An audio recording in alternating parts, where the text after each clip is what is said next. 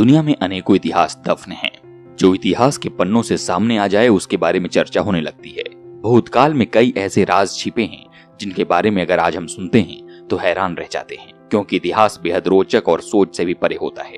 आपने इतिहास में रही रानियों और राजकुमारियों के बारे में तो पढ़ा ही होगा। आज हम आपको विश्व की सबसे सुंदर कही जाने वाली राजकुमारी के बारे में बताने जा रहे हैं। कहते हैं कि इतिहास के पन्नों में उनका सौंदर्य अमर है, लेकिन कहते हैं कि इस राजकुमारी का नाजायज संबंध 100 पुरुषों से भी ज्यादा लोगों के साथ था।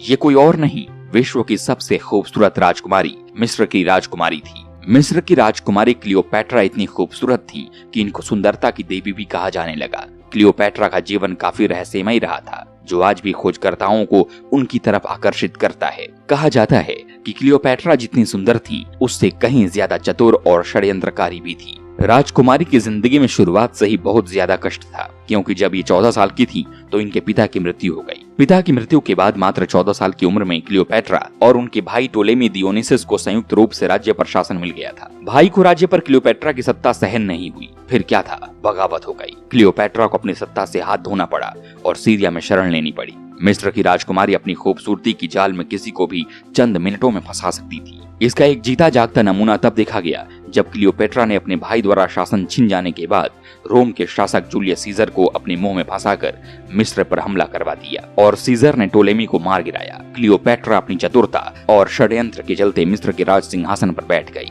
कहते हैं राजकुमारी अपने चेहरे और खूबसूरती का बड़ा ध्यान रखती थी। वो अपने चेहरे को और खूबसूरत करने के लिए कई तरीकों के आयुर्वेदिक चीजों का इस्तेमाल करती थी। राजकुमारी क्लियोपैट्रा अपने स्नान में गधी के दूध का इस्तेमाल करती थी। मगर खूबसूरती को अपनी ताकत मानने वाली ये रानी केवल इसी तक नहीं रुकी। रानी अपनी आंखों को आकर्षक बनाने के लिए काला गालीना या हरा मेलाकाइट लगाती थी।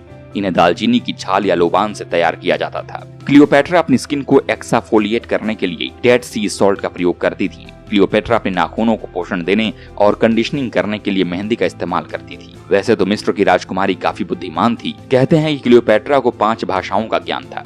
ये एक चतुर शासक थी। यही कारण था कि वो बहुत जल्द किसी से भी जुड़कर उसके सारे राज जान लेती थी और इसी के चलते उनका सैकड़ों पुरुषों से संबंध था। अपने शासन और अपने अस्तित्व को बचाने के लिए क्लियोपैट्रा को क्या कुछ नहीं करना पड़ा। इनकी जिंदगी इतना संघर्षमय और रहस्यों से भरी हुई थी। इनके जिंदगी के पग पग पर एक नए रहस्य बने हुए हैं। कहते हैं कि हर खूबसूरत चेहरे के पीछे बहुत बड़ा और गहरा रहस्य होता है, तो वैसे ही इनके चेहरे के पीछे बहुत गहराई छुपी हुई थी। क्लियोपैट्रा की मौत से एक खास रहस्य जुड़ा हुआ है। रोमन राज्य के पहले सम्राट ऑगस्टस ने क्लियोपैट्रा की हार पर अपना शासन स्थापित किया था। कहते हैं कि ऑगस्टस क्लियोपैट्रा को रोम में एक बंदी के रूप में रखना चाहता था, लेकिन उसे रोकने के लिए क्लियोपैट्रा ने खुद को मार डाला। इससे साफ होता है कि क्लियोपैट्रा अपने प्यार के लिए नहीं मरी थी। वैसे तो शोधकर्ता अभी तक इनके मृत्यु और जिंदगी के रहस्यों से पर्दा उठाने की पूरी कोशिश में लगे हुए हैं, लेकिन कुछ शोधकर्ता इनकी मृत्यु को लेकर कई तरह के बयान जारी किए हुए हैं। कुछ शोधकर्ता ये भी कहते हैं कि क्लियोपैट्रा शर्मिंदगी, असहाय और हिंसा को झेलने के बजाय मौत गले लगाया,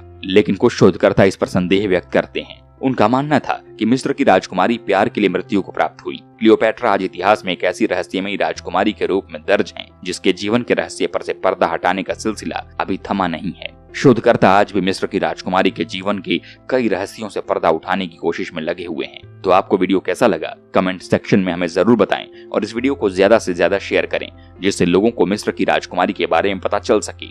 मिलते हैं नेक्स्ट वीडियो में कुछ और टॉपिक के साथ। तब तक के लिए नमस्कार।